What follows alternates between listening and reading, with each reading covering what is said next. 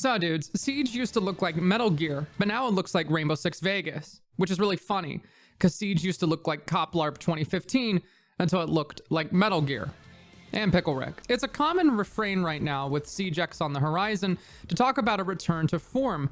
A lot of people think that's a load of garbage and that the game will never be tactical again. I think it's fair to say that Ubisoft did put in a good faith effort to try to make Siege a more tactical piece of military fiction, even if it is exclusively a multiplayer game and most people probably don't care. It looks like Ubisoft's mission was accomplished though. Slow the game down and maintain a more grounded tone so that it still kind of retains the general audience while not alienating any particular demographic entirely. This video explains the process of how Ubisoft was able to get everybody to have their black ice cookie and eat it too.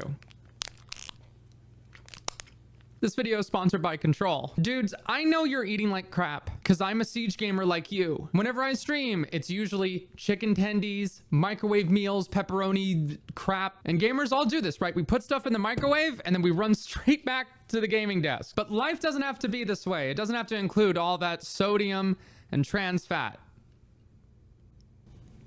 Am I trans fat? There's a healthier way to gain weight, and Control can help people like you and me. I recently got back into my strength training routine, and their protein powder is super yummy and doesn't taste like chalk. Their meal replacement shakes have 1 gram of sugar and are filled with a healthy source of carbs and fiber. Their protein-rich snacks make counting your macros easy with their meal bars and cookies. Usually with that kind of workout bro food, I just kind of suck it up and accept that it's gonna taste like meh. But all their products are super delicious. Their cookies are moist and flavorful, and their meal replacement bars taste like freaking candy bars. Controls come in clutch for me and my gamer lifestyle. They've allowed me to give you these options by sponsoring this video. To upgrade your gamer food, go to drinkcontrol.com and use the code Gwen at checkout. That's drinkcontrolctrl.com. Use the code Gwen at checkout. Or click the link in the description. And if you put these in the freezer, it's not too bad. Thanks to Control for sponsoring. All right. So when did Siege become tactical again, and why did Ubisoft do this? Well, if you're not totally caught up, I'm gonna break it down for you. The role of Six, as Team Rainbow is concerned, lore-wise, is basically that of the operations leader. When Siege dropped in 2015, that role was played by Angela Bassett as Aurelia Arnott. Angela Bassett is an A-list actress, and as far as I can tell, I don't think a live service multiplayer game was going to be able to retain her as a casting choice for very long. So the story needed a replacement, and along came Harry. And Harry was basically like this university professor who tried to make Rainbow Six into a sort of cop Olympics thing. Guys like this do exist in military social spaces. I come from a background of 2 parents who both worked for the federal government, so I've met guys like Harry before. It's not completely uncommon. These guys are bookworms who interface with matters of the military through history, culture, world religions, languages, you know, bookworm shit. The Cell was not good. Harry's public tournament of champions that turned police raids into a sort of televised sports match was not popular with the Siege community as far as I could tell. Conflating it with the esports thing was very obvious, and a lot of people were not happy about it. It seemed to take the seriousness away. It just kind of made them into professional athletes rather than soldiers doing a job. Now, an officer at the State Department might like this strategy of public diplomacy, but somebody at the Pentagon most certainly would not. And so Ubisoft understood that they had an opportunity here to make a shocking course correction. So they wrote in a villain backstory for a previously existing Rainbow Six character of the original games that came out in the 90s. Said, "Old head is big mad about how sissified Rainbow is, and he kills Harry, proclaiming he's gonna go after every single operator one by one just before he pulls the trigger. Our new bad guy goes by the moniker of a Greek god of chaos, Deimos, and commands the so-called Caries Legion, which is derived from Greek mythology, the Caries themselves, being female death spirits." What did he mean by this? Year 8 introduced a one-in-the-chamber mechanic, wherein reload canceling was removed completely. If you reloaded, you were committed to that mag swap the whole way through. Then in Year 9, they slowed down the ADS speed for everything again, which was a very controversial change for about a month until everybody got used to it, which tends to be the case. Jinxie and Stompin continued to make a shit zillion dollars off of slamming high schoolers on controller. It's safe to say that the Jinxie fan club kind of runs Siege these days in a sporting hobby sort of way. The same kids would grow up playing basketball.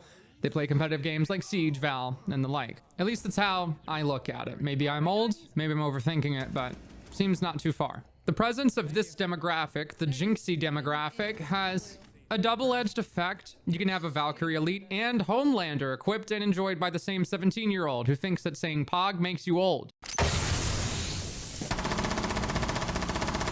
Yo, delete the game. Apparently Pog makes you old now, so fucking... If you consult the graph, you will find that Siege is pretty popular right now. It's huge on console, and the PC population is more or less leveled out to a stable position too. I think this is evidence that their effort to try and establish a gritty, grounded tone has paid off, even if it's tangentially related.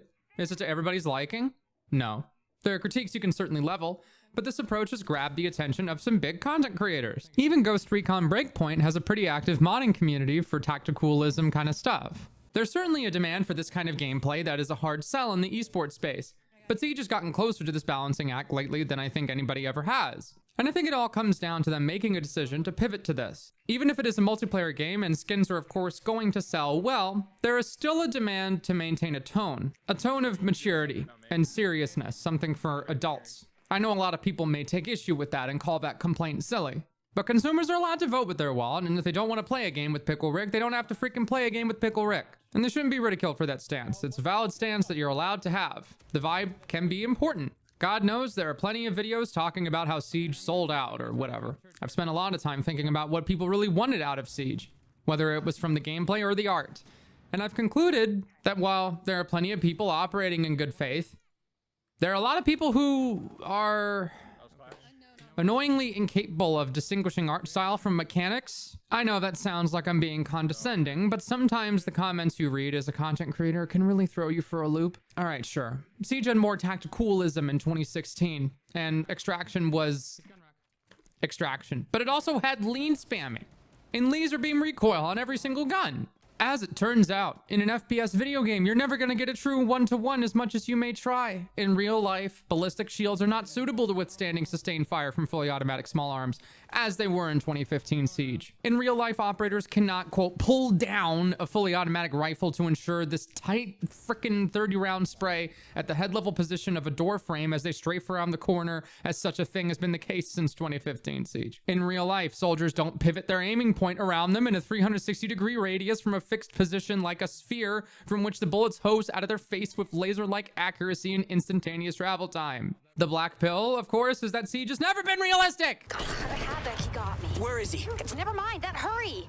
It did try to carry a certain seriousness in the tone. However, if somebody looks at the Siege X trailer and then they try to tell me that this game isn't about military or tactics anymore, I'm gonna crash out. If you don't believe me, let's read Deimos's file, shall we? First of all, Deimos gets a realism point because he's an obnoxious AK guy, which is very much on brand for a guy like this. Gerald Morris was born in Birmingham, or as people from Birmingham call it, Birmingham, Alabama.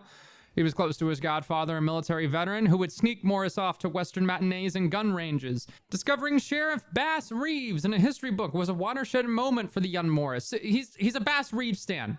If you don't know who Bass Reeves was, he was basically one of the cops of all time. He's the inspiration for, I'm sure, countless Western novels, working out in Oklahoma as a U.S. Marshal. He was also a black man in a position of authority, working in a part of the country that just got done fighting over a certain topic. Point being, in the so-called lore of the American West, if you want to call it that, Bass Reeves was a pretty big deal. As Deimos's lore is continued, it says that he spent time with Special Forces and the ATF, and then when he got to Rainbow, he was demoted from team lead, and he became outspoken about operational limitations that come with government oversight. Oh, gee whiz. Where have I heard this argument had before? Oh wait, I've heard it on the news every single year since the invasion of Iraq. It's almost like Rainbow Six as a game is based off of real units and has a certain responsibility to echo the real sentiments, thoughts, and opinions of guys who do this kind of thing if it wants to maintain a reputation of creating this art in good faith. It's almost like the people complaining about it getting political are either stupid or lying. Look, it's been a long time since cosmetics have been a part of live service games like this. I'm not gonna spend my time crying over spilled cat helmet ears. But a lot of the time, when somebody talks about something not being realistic in a Tom Clancy license, it's like complaining that Ace Combat isn't realistic.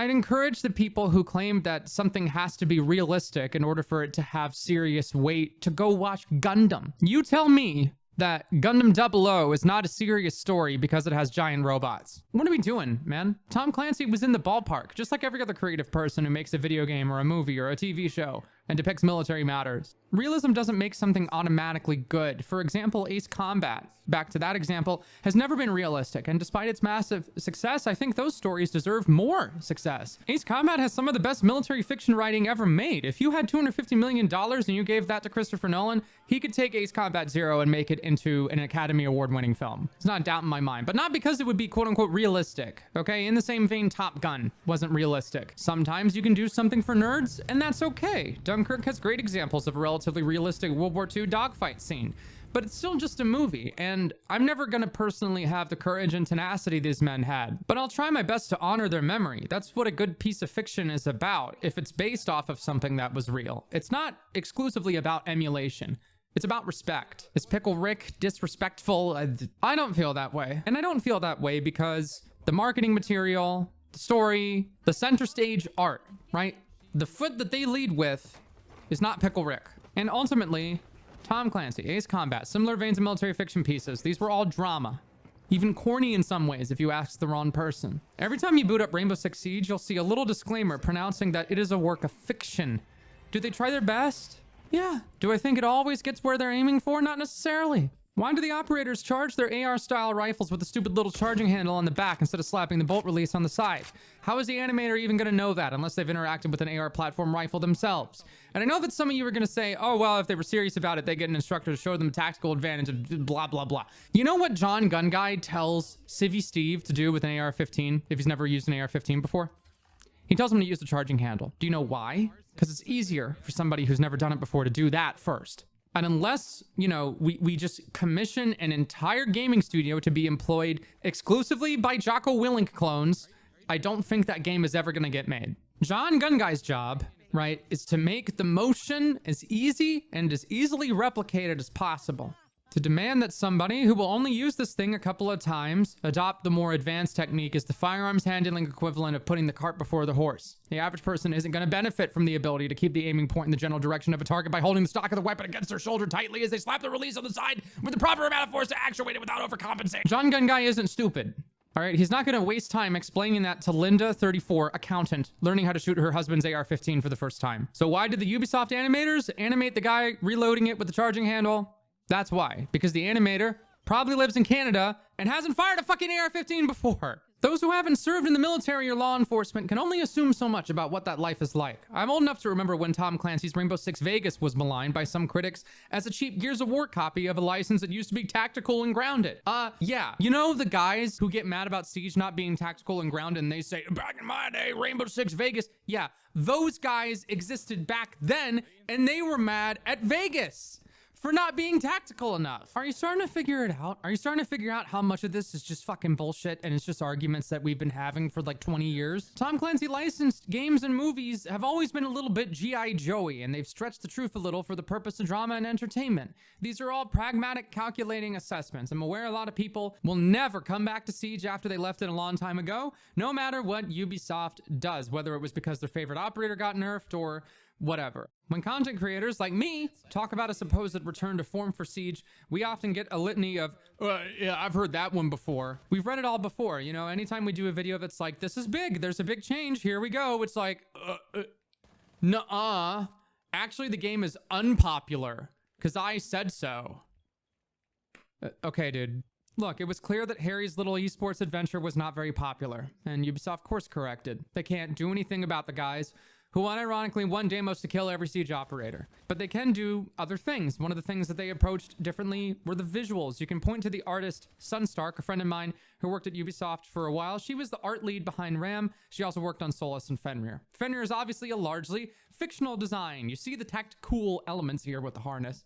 But his whole thing is that he's supposed to be a tactical scientist. Is it stretching the fictional limit here? You know, I can see why someone would look at this and be like, what's going on? Does he got a dog collar on? What the fuck? But probably the best example of the unity between these two design approaches is Solus. Tactical, with a typical set of BDUs and the flag patch. In addition to being practical and realistic, that also goes hard. Solus's augmented reality headset is just that. It's an augment to an already functional soldier. Her design carries the connotation that this is a fighter with some serious tech, a bright shining visor that gives the soldier visibility on something and the ability to make calculating lethal decisions because of it. Gee, where have I seen this one before? Oh yeah, Ghost Recon Future Soldier. Sorry, did Ghost Recon Future Soldier come out before or after the woke mind virus took over the world? I forgot. Now everybody knows my feelings on Ram, but she is a relevant pivot point because I remember how well her release Year 8 Season 3 did commercially. It was seen by many as a pivot to a brand new brand image for the game. And much of what you see these days concerning Siege implies a sort of return to form for the game artistically, thematically, whateverly.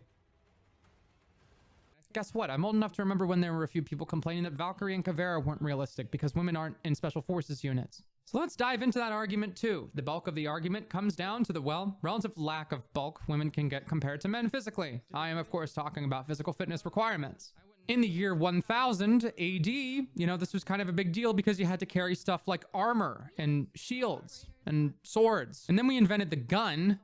And then a lot of that kind of, we still took a little time to figure out the whole gender argument. And then World War II happened and, oh, look at that. Women can work in a factory. Wait, women can be like buff? Who the hell are you? Is that? Oh, yep, my egg cracked. The science is basically testosterone is overpowered. Testosterone provides the average man with stronger bones and ligaments and more muscle growth. Men also tend to be taller and have bigger rib cages, which allocates larger lung capacity. That means better cardiac performance. Everything I said is, of course, on a spectrum. And no, I don't mean like spectrum like the range of people you'd like to sleep with. I'm just talking normal distributions of these traits among men and women as a matter of statistics. For every short, skinny girl like Ariana Grande, there's a tall brick house bitch like Gridlock. The point is, everybody is different. And if they can pass the requirements for the PT test, it really shouldn't fucking matter. And in a lot of cases, it doesn't matter. As for your video game and how seriously you want to take it, I think it's all on a case-by-case basis, and on its face, Siege is in a healthy middle ground between exciting and dramatic versus grounded and real. I just like good video games. I don't care what art style or mechanical approach a game takes as long as it feels inspired, and it was made by humans who wanted to do something cool. An example of a cool realistic mechanic, in my opinion, is One in the Chamber. I don't think that you should be able to cancel a tactical decision like that carries weight. Reloading should be a decision that you make that carries consequences if you do it at the wrong time. An example of a realistic mechanic that I think is fucking stupid is drinking water out of a canteen. Like, what level of realism are we asking for? At a certain point, we're going to add the get shipped overseas and get cheated on mechanic. We're excited to roll out the blow your credit score on a Camaro mechanic. When I was 15 and I was a dork, I mean, I'm still a dork, but I was a really big dork at the age of 15, the guild leader of our server first World of Warcraft guild said to me, if you want realism, join the fucking Marines. He was not a pinko lib. He was a veteran, and he thought that people trying to LARP online about military shit were, full of shit. Like, there is kind of a weird stolen valor thing going on there. It's giving airsoft LARP. So it is remarkable to me that when people complained Rainbow Six had jumped the shark with its artistic approach, that when Ubisoft made a clearly concerted and good faith effort to pivot back, people still got mad. The accent slip just fucking hard there. Wow. Now listen here, I'm not straw man, and even though I know internet geniuses are gonna accuse me of that, if you think the Homelander skin is dumb and you're just not here for it, that's valid. You're allowed to take your time elsewhere. A lot of that feedback can be genuine. I'm getting to the age where I'm getting a little worn out with the Call of Duty skins. It's enough to make me consider whether or not I even want to keep playing these games. Treyarch was able to trick my stupid ass into thinking Black Ops 6 was gonna be the year COD really came back. I look forward to impulse buying the next COD and immediately regretting my decision next year, but the point is, these games are not Hell Let Loose or Insurgency or Squad. And as long as they're not mechanically in line with those games, they're not going to try to command that same desire for authentic BDUs and authentic gun dynamics on everything. Siege has always been in the middle, and that's okay. Maybe that's the crux of the conversation, isn't it? Because we didn't need authentic bullet physics for Call of Duty 4 to look like Call of Duty 4. Why does Siege have Ram and Homelander in the same vein? Why can't these two coexist? Well, they don't in Pro League, actually. Ironically, the one space where you can get away from Pickle Rick is competitive. Competitive Siege does not permit the usage of skins outside of Pro League teams or general Pro League promotional skins. I imagine in order to maintain a competitive sense of visual ID for the operators, which sounds a little tactical, if you ask me. If you look at a Doc or a Rook, you'll know for certain whether it's a Doc or a Rook and not Rick Sanchez. But this isn't achieved with some kind of client-side, server-side skins on and off system. It's a gentleman's agreement among the Pro League players when they're not playing at a LAN. As far as I understand it, when you play at a LAN, you get access to a limited amount of skins anyway. At the end of the day, the game still appeals to an audience that might not be you. The Jinxie console kids are here to stay. And I don't have anything against them. Why should I? The people so quick to judge these kids because they don't play real men's games like Squad. Were these kids at one point? They were the kids playing Battlefield and Call of Duty. I don't want to play a kid's game. You are. You've been playing kids games. It's all for fucking kids. It's always been for teenagers, even when the game was rated M. You really think the whole Microsoft points thing, you know, was exclusively marketed to adults? The crux of it is that people want their video games to give them the same kind of euphoria they got when they were a kid on Christmas morning. That's not inaccessible. It's still there. But it's going to be difficult for you to find that if you go through life demanding that every game isn't this or that, or that it contains these writing messages or doesn't contain these writing messages. Is Siege ever going to be a one-to-one copy of real-life police raids? No. But it teaches a lot of fundamental skills that somebody would need for that sort of thing. And no, I'm not trying to airsoft LARP. I'm just talking about math and geometry. Skills that go beyond the cool, totally badass part where the guy shoots the bad guy. It teaches patience and efficiently using all the information you have to make a calculated decision. It teaches the relationship between geometry and sight lines. Those are the kinds of skills these guys employ to do this work.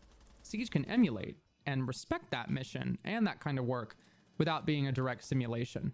And frankly, I think the people that want Siege to be a simulation probably want it to be a simulation for the wrong reasons.